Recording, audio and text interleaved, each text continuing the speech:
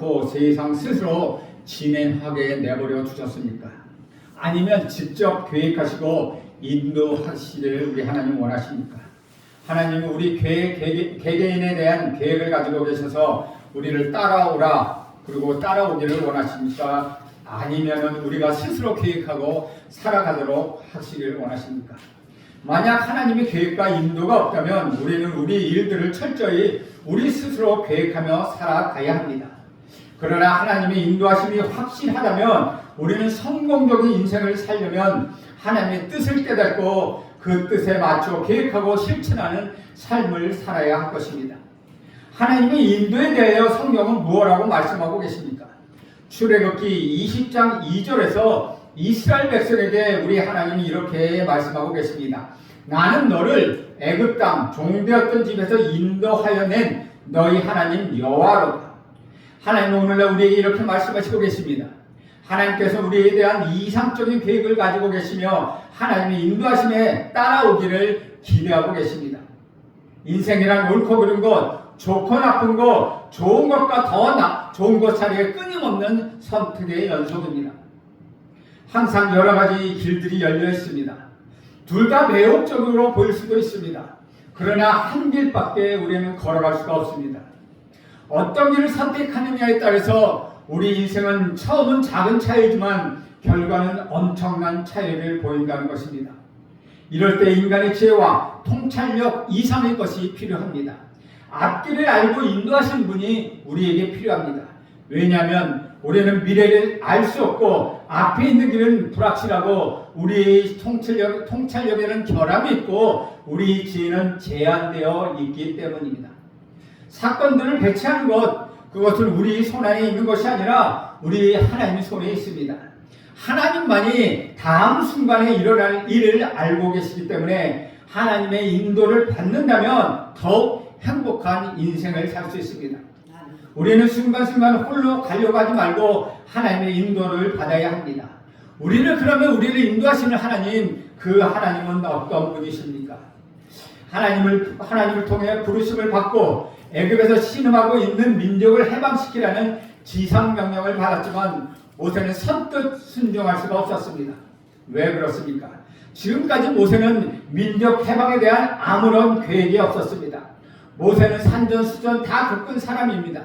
애굽의 궁중에서 최고의 교육을 받은 사람입니다. 앞뒤 다 잴 수 있는 지성인입니다. 그리고 광야에서 40년 동안 훈련을 받았습니다. 지금 그의 나이 80세입니다. 인생의 원숙한 단계에 이른 시기입니다. 수많은 사람들을 인도하는데 아무런 계획 없이 덤빌 사람은 없다는 것입니다. 모세에게는 하나님의 말씀대로 이스라엘 민족을 인도하는 데 세 가지 해결해야 할 문제점이 있었습니다. 첫째는 이스라엘 사람들에게 가서 스스로 계시는 여호와 하나님께서 보내셨다고 말하면 그들이 모세의 말을 듣고 따르겠느냐 하는 것입니다. 모세는 과거에 쓰라린 경험을 가지고 있습니다. 40년 전에 사람들은 모세를 따르지 않았습니다. 그것으로 살인자, 도망자가 되어 애굽 왕실에서 이 부귀영예를 다 잃어버린 자가 된 사람, 그 사람이 모세입니다. 둘째는 애굽 왕 바로 앞에 가서 스스로 계시는 여호와 하나님께서 보내셨다라고 말하며 내 백성을 내어달라고 하면 바로 왕이 순순히 보내주겠느냐 하는 것입니다. 바로는 당시 최고의 권력을 가지고 있는 사람입니다. 모세를 죽이려는 바로는 죽었지만 지금의 왕과 마찬가지로 모세에게 결코 호의적이지 않았습니다. 더욱이 400여년간 노예를 부렸는데 그 노예를 내어줄 리가 없다는 것입니다. 셋째는 설령 백성들이 모세의 말을 따르고 바로가 출애굽을 허락해 준다 해도 그 많은 사람들을 광야로 이끌어 무엇으로 먹이겠느냐 하는 것입니다. 모세는 미래에 대한 이러한 근심과 걱정이 있었습니다. 그래서 모세의 마음은 너무나도 잘 아시는 하나님께서 오늘 본문을 통하여 말씀하시는 것은 아닙니다. 이런 질문에 하나님은 한마디로 말씀하십니다. 내가 이끌겠다. 내가 너희들을 인도하겠다 라고 말씀하시는 것입니다. 너는 다만 순종만 하면 된다. 내가 내 백성을 인도하여 내겠다는 것입니다. 어떻게 인도하시겠다는 것입니까? 아주 구체적으로 인도하겠다는 설교들을 보여주십니다. 16절에 보면 너는 가서 이스라엘 장로들을 모으고 그들에게 이르기를 여호와 너희 조상의 하나님 곧 아브라함과 이삭과 야곱의 하나님이 내게 나타나 이르되 내가 너희로 돌보아 너희가 애굽에서 당한 일을 확실히 보았노라. 하나님이 인도에 대한 로드맵을 보여주신 것입니다. 우리는 여기서 우리를 인도하시는 하나님 지혜를 깨달을 수 있습니다. 하나님은 가장 지혜롭게 인도하시는 분입니다. 하나님의 인도는 인간의 어떤 지혜보다 뛰어나십니다. 이스라엘 백성은 누구의 말을 가장 잘 듣겠습니까? 바로의 말보다는 장로들의 말일 것입니다. 당시 장로들은 한 가문의 어른들로서 추앙을 받았던 제덕을 겸비한 사람들입니다. 체계적 행정체제가 미비했던 당시에 이들은 백성의 대표자 역할을 폭넓게 감당하였습니다. 그들은 민족적 연대의 구심점 역할을 한 사람들입니다. 그들이 모세를 따르면 200여만 명이나 되는 많은 백성들을 자연히 따르게 될 것입니다. 그래서 장로들에게 말하라고 말씀하십니다. 그런데 무슨 말을 하라는 것입니까? 17절을 보겠습니다. 내가 말하였거니와 내가 너를 애굽의 고난 중에서 인도하여 내어 적과 꿀이 흐르는 땅 곧 가나안 족속, 헷 족속, 아모리 족속, 브리스 족속, 히위 족속, 여부스 족속의 땅으로 올라가게 하리라 하셨다 하면 너희 조상 아브라함과 이삭과 야곱의 하나님이 나타나서 너희를 애굽 고난 중에 인도하여 가나안 땅으로 올라가게 할 것이라고 말하라는 것입니다. 그러면 장로들은 어떻게 반응할 것이라고 합니까? 18절 보겠습니다. 18절 보면 그들이 내 말을 들으니 너는 그들의 장로들과 함께 애굽 왕에게 이르기를 히브리 사람의 하나님 여호와께서 우리에게 임하셨은즉 우리가 우리 하나님 여호와께 제사를 드리려 하오니 사흘 길쯤 광야로 가도록 허락하소서 하라. 모세의 말을 들을 것이라는 겁니다. 장로들이 모세가 전한 말을 신중하게 받아들일 거라는 것입니다. 모세가 품고 있는 첫 번째 질문인 백성들이 자기를 멸시하지 않을까 하는 두려움과 불안을 제거시켜 주신 말씀입니다. 장로들이 들으면 백성을 설득하는 문제는 해결된다는 것입니다. 백성들의 당한 것을 생각하고 모세가 백성들이 먼저 설득하려 했다면 문제는 복잡해졌을 것입니다. 백성들의 마음을 훤히 들여다보시는 우리 하나님의 지혜입니다. 여기서 우리는 참으로 세밀하신 우리 하나님의 지혜를 또 한 번 발견하게 됩니다. 장로들이 모세의 말을 들으면 어떻게 하라고 말씀하십니까? 장로들과 함께 바울에게 가라고 말씀하십니다. 바울 앞에 홀로 가는 것이 아니라 민족의 대표자들과 함께 가라는 것입니다. 홀로 가면 언제든지 얼마든지 아무도 몰래 처형당할 수 있지만 민족의 대표 장로들과 함께 가면 아무리 포악한 바로도 즉각적으로 모세를 처형할 수 없게 되는 것입니다. 대중들의 대대적인 항의를 받을 것이며 국제관계에 있어서 이스라엘 지도자들을 다 처형했다는 소문이 퍼지면 결국 백광국의 신뢰에 이익이 되지 않기 때문입니다. 이것은 당시 권력자의 속성을 꿰뚫어본 우리 하나님의 지혜입니다. 그래서 바로에게 이르러 뭐라고 말하고 계십니까? 18절에 보면 히브리 사람의 하나님 여호와께서 우리에게 임하셨은즉 우리가 우리 하나님께 희생을 드리려 하오니 사흘길 좀 광야로 가기를 허락하소서 하라고 요청합니다. 여호와의 하나님 야훼 하나님이라고 말하지 않고 히브리 사람의 하나님 엘로힘 하나님을 소개하고 있다는 것입니다. 최고의 지위를 가지신 스스로 계신 그런 하나님이 아니라 이스라엘 민족이 섬기는 능력의 하나님을 소개하고 있다는 것이죠.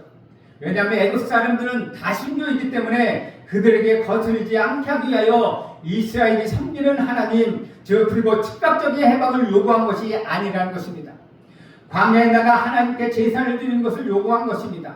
들어주기에 그리 어려운 것이 아닙니다. 마음만 먹으면 들어줄 수 있는 것을 요구한 것입니다. 바로의 목적은 육체적 고통과 노예적 굴욕을 강요할 뿐만 아니라 궁극적으로 여호와의 신앙을 파괴하고 공동체를 파괴하는 것입니다. 하나님께서 히브리 민족을 통하여 이루려고 하는 구속사를 궁극적으로 방해하는 것이었습니다. 하나님은 그것을 다 알고 계셨습니다. 그러나 그것을 직접 다루지 않으십니다. 오늘 우선 하나님께서 제사를 드리도록 3일 하나님께 제사를 드리도록 3일만 광야로 나가게 해달라고 요청하라는 것입니다. 그러나 이것은 결코 거짓말이 아닙니다. 속임수도 아닙니다. 전체를 말하지 않고 부분만 말한 것입니다. 단계적으로 접근하시는 하나님의 지혜입니다. 이 하나님의 지혜로운 인도 방법을 모세에게 가르쳐 주신 것입니다. 백성에게 직접 가지 않고 장로들에게 먼저 가서 그 장로들을 설득하는 것도 하나님의 지혜로운 인도 방법입니다. 또한 장로들과 함께 바로에게 가서 말하는 것도 하나님의 지혜로운 인도 방법입니다. 바로에게 가서 출애굽하여 해방할 것을 요구하는 것이 아니라 광야에 나가 제사를 요구하는 것도 하나님의 지혜로운 인도 방법이었습니다. 사랑하는 여러분, 인간의 어떤 지혜보다도 하나님의 지혜는 뛰어납니다. 하나님의 지혜로 한 결과는 어떻게 나타납니까? 애굽의 강력한 인자에 신음하던 이스라엘 백성이 일개 초라한 망명령의 말에 굴복하리라고는 누구도 상상할 수 있겠습니까? 그러나 그 결과는 어떻게 나타납니까? 출애굽기 4장 31절에 보면 이렇게 기록합니다. 백성이 믿으며 여호와께서 이스라엘 자손을 돌아보시고 그 고난을 감찰하셨다 함을 듣고 머리 숙여 경배하였더라. 주 안에서 사랑하는 여러분, 우리 하나님은 세상을 지으시고 섭리하시고 인도하시는 하나님이십니다. 그 하나님의 지혜를 우리는 따라가야 합니다. 인간의 지혜는 한계가 있습니다. 우리는 세계 경제가 휘청거리는 모습을 보며 인간의 지혜가 얼마나 불완전하고 미약한가를 똑똑히 보고 있습니다. 인간이 구원받을 길은 오직 우리 구주 예수 그리스도를 구주로 믿는 것밖에 없습니다. 하나님의 지혜는 나무 십자가에 달린 우리 구주 예수님께 있다는 것입니다. 여러분이 행복해하는 길, 자녀를 잘 기르는 길, 여러분이 평안히 가는 길, 가족이 함께 잘 사는 길, 불안에서 벗어나는 길, 직장에서 잘 되는 길, 세상에 함께 춤추는 길, 얼마나 많은 지혜를 우리에게 하나님은 가르쳐 주시고 인도하시기를 원하십니까? 지혜의 근본이신 하나님을 섬기며 지혜로 인도하시는 하나님을 따라가야 저와 여러분은 적과 꿀이 흐르는 가나안 땅으로 들어가 행복한 삶을 누릴 수 있게 된다는 것입니다. 모세의 두 번째 고민은 완악한 바로의 마음을 어떻게 여느냐 하는 것입니다. 바로는 당시 최고의 능력자였습니다. 바로가 백성을 내어주지 않으면 아무리 이스라엘 백성이 독립을 원한다고 해도 이루어지지 않습니다. 하나님은 모세의 마음을 다 알고 계셨습니다. 그래서 모세에게 뭐라고 말씀하십니까? 19절 말씀을 봅니다. 내가 아노니 가나안으로 치기 전에는 애굽 왕이 너희가 가도록 허락하지 아니하다가 내가 바로를 다 알고 있다 라고 말씀하십니다. 모세가 아는 것보다 바로를 더 잘 알고 계시는 분, 그분이 우리 하나님이십니다.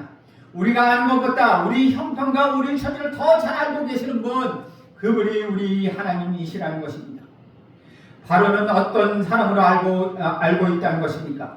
사실 지금 바로는 모세가 살인자로 도망할 때 그때의 바로가 아닙니다. 그러나 사람의 감정은 대를 이어 전수되는 경우가 참으로 많습니다. 심리학자들이 수많은 사건들이 있는 연구 보고서를 분석한 결과 불쾌한 감정은 수십 년의 세월이 흘러도 없어지지 않고 온갖 정신질환을 일으키는 가장 큰 원인이 된다고 발표하였습니다. 그런데 아버지의 감정을 자식들이 받아 대대로 원수 삼는 것은 옛날의 관습이었습니다. 바로는 모세에 대해 적대감이 없어지지 않았습니다. 더욱이 이해타산이 맞으면 이용하지만 이해타산이 맞지 않으면 버리는 것이 권력자들의 속성입니다.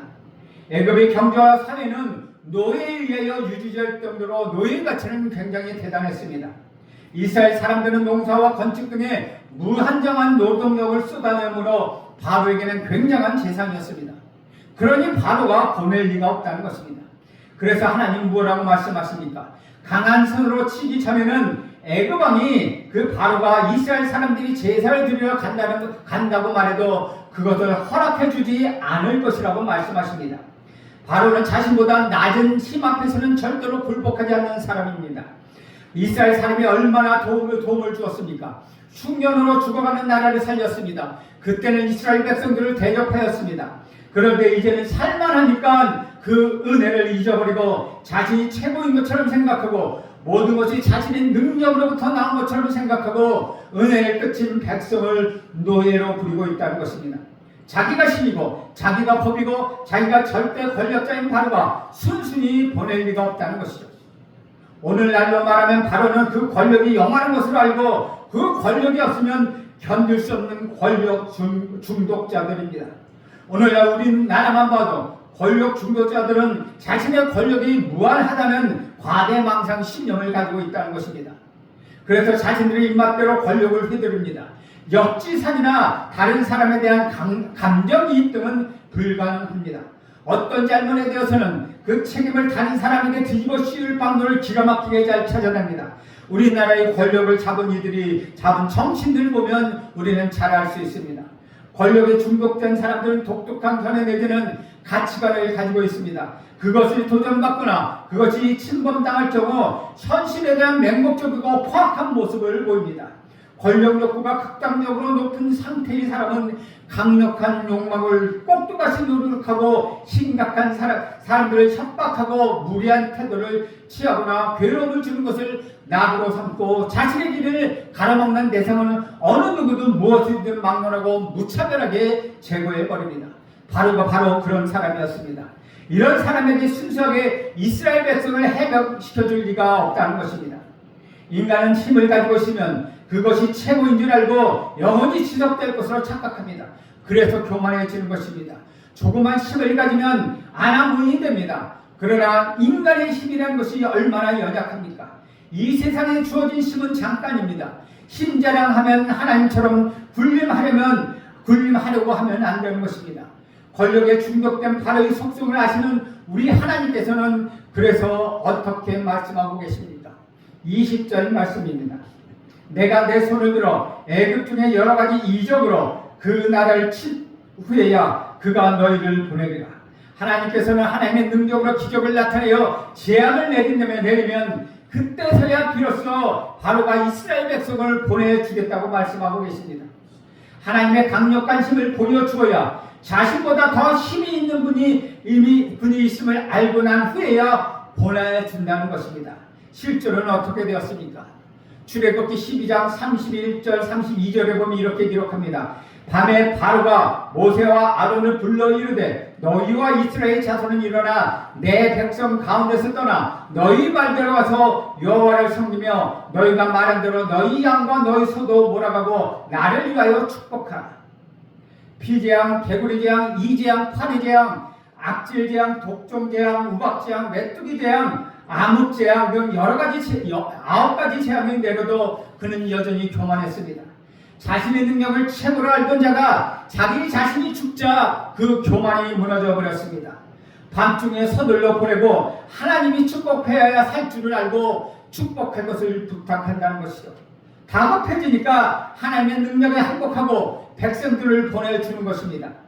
인간은 권력에 대한 의지와 우월감에 대한 열망이 대단하기 때문에 누구나 쉽게 권력이 화신이 되어 하나님의 권능에 선 강한 손으로 쳐야 그때서야 비로소 포기한다는 것입니다. 하나님이 구체적으로 초자연적인 힘으로 개입하셔야 겨우 정신을 차리는 것입니다. 이것이 무슨 말씀입니까? 우리를 인도하시는 하나님은 능력의 하나님이시다라는 말입니다. 힘의 근원은 하나님께 있다는 것입니다. 그 힘 있으신 하나님이 하나님의 능력으로 우리를 인도하십니다. 사랑하는 여러분, 우리는 바로 앞에 서 있는 모세처럼 험난하고 힘든 세상 앞에 서 있지만 힘의 근원이신 우리 하나님이 하나님의 능력으로 이끌어 주신다는 사실을 확인하고 우리 주님을 의지하고 나가야 하지 않겠습니까? 세 번째 모세의 걱정은 설령 바로가 허락해 준다 해도 200만 명이 넘는 많은 백성을 어떻게 먹일까라는 돈 문제였다는 것입니다. 하나님은 모세의 마음을 너무나도 잘 알고 계셨습니다. 그리고 모세에게 이렇게 말씀하십니다. 21절 보겠습니다. 내가 애굽 사람으로 이 백성에게 은혜를 입게 할지라 너희가 나갈 때 빈손으로 가지 아니하리니. 하나님이 애굽 사람의 마음을 움직여 애굽 사람에게 은혜를 입도록 하겠다는 것입니다. 어떻게 은혜를 입도록 하신다는 것입니까? 애굽 사람들에게 은과 금과 의복을 구하라는 것입니다. 이웃에 사는 애굽 사람, 종으로 살고 있는 집에 그 집에 함께 살고 있는 애굽 사람에게 구하라고 말씀하신 것입니다. 그러면 줄 것이라는 것입니다. 그것을 가지고 자녀들을 꾸미라는 것입니다. 애굽 사람들의 물건을 마치 착취하는 것처럼 취하라는 것입니다. 이스라엘 백성이 출애굽 갈 때 노예처럼 비참하게 쫓겨나는 것이 아니라 마치 전쟁에서 승리한 자들이 전리품을 얻는 것처럼 당당하게 많은 재물을 가지고 나올 것이라고 말씀하십니다. 사실 이것은 착진한 도둑질이 아니라는 것이죠. 400년 동안 이스라엘 백성이 노예 생활을 하면서 정당하게 받지 못한 월급을 받는 것입니다. 그들은 그때 억울한 대가를 받았습니다. 그런데 때가 되니까 하나님께서 자기 백성들의 아픔과 고통을 보상해 주시는 것입니다. 억울함을 풀어주시는 것입니다. 악에 대해 심판하시고 공의를 드러내신 것입니다. 그런데 이것은 이미 하나님께서 아브라함에게 약속하신 것입니다. 아브라함에게 하신 약속을 신실하게 성취해 주시겠다는 것입니다. 사람은 약속을 어길 수 있습니다. 그러나 우리 하나님은 단 한 번도 약속하신 것을 신실하게 지켜주시며 인도해 주시는 하나님이라는 것입니다. 이것이 출애굽기 12장 35절에 그대로 성취되었습니다. 그런데 사실 왜 이런 은과 금이 그들에게 필요합니까? 광야에서 패션쇼를 할 일은 없지 않습니까?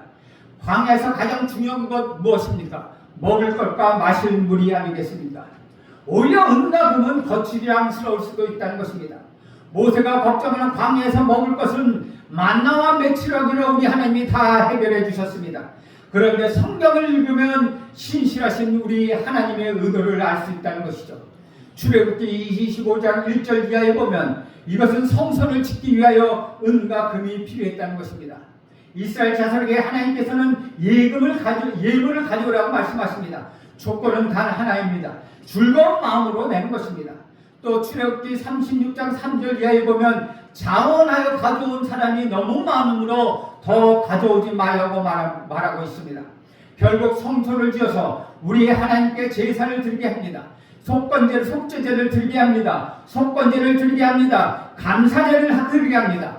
또한 창세기 3장 15절 이하에 약속하신 인류 구원의 언약을 결국은 우리 구주 예수 그리스도를 통하여 십자가에서 신실하게 성취해 주셨습니다. 그래서 오늘날 저와 여러분은 하나님 앞에 나와 예배를 드리며 용서받고 감사를 할 수 있게 했다는 것입니다. 주 안에서 사랑하는 여러분, 인간들을 의지하지 마십시오. 여러분이 변할지라도 끝까지 여러분을 믿어주시고 인도해주시는 신실하신 우리 하나님의 인도하심을 받으십시오. 그러면 하나님께서 여러분에게 복을 주실 것입니다. 신실하신 하나님은 여러분의 가정을, 여러분의 자녀를, 그리고 우리 제성교회를 반드시 적과 흐르는 가나안 땅으로 인도해 주실 것입니다.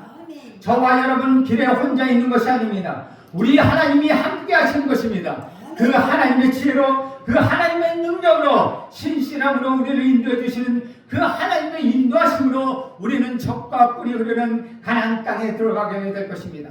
우리 모두는 적과 흐르는 가나안 땅에 들어가서 우리는 승리자로 살 것입니다. 그 땅에 정착해서 하나님의 백성으로 살아갈 것입니다. 여러분, 인간을 의지하지 말고 하나님의 인도하심에 따라 사는 저와 여러분이 되기를 간절히 소원합니다. 기도하겠습니다.